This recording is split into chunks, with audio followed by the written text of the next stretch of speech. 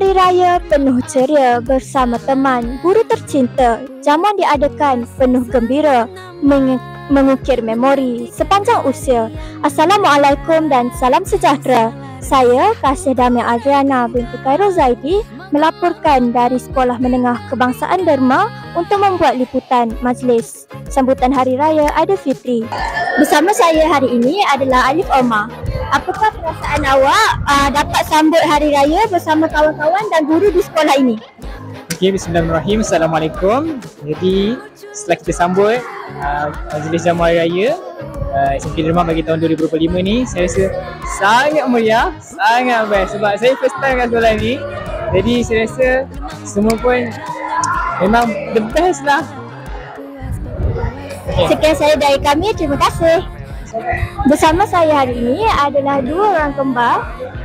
Soalan yang pertama adalah, apakah hidangan raya yang paling awak suka pada hari ini? Untuk makanan berat saya suka kuih tiaw goreng. Untuk makanan ringan saya suka cream puff. Kalau saya pula untuk untuk makanan berat saya suka spaghetti, dan untuk makanan ringan saya suka ais batu kacang. Sekian sahaja dari kami, terima kasih.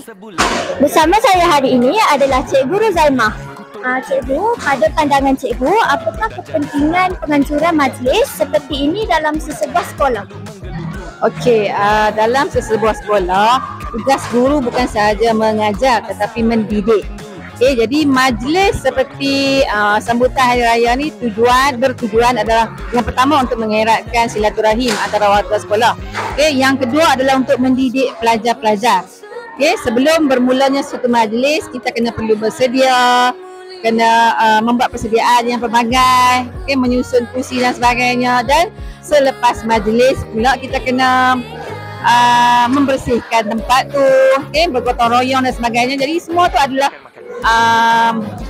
apa yang cikgu maksudnya bukan saja cikgu mengajar di dalam kelas tapi mendidik pelajar.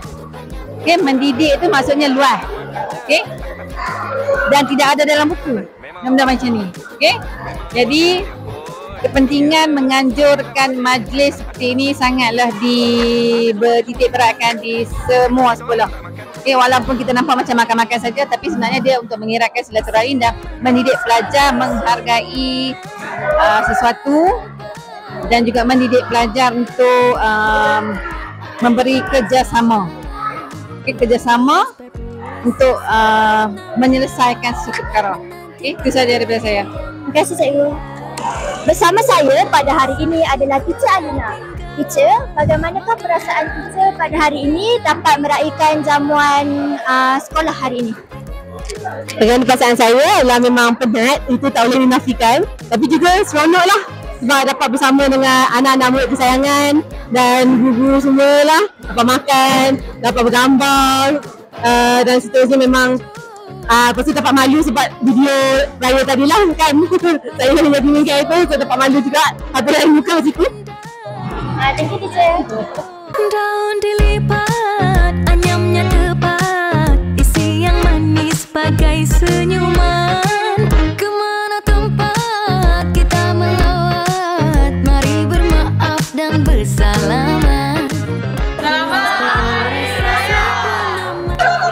Bersama saya hari ini adalah Puan Haliah binti Osman. Pada pendapat cikgu, bagaimanakah sambutan Hari Raya peringkat sekolah pada tahun ini?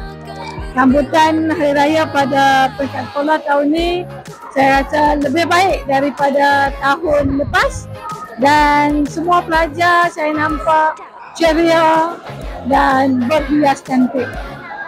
Terima kasih cikgu.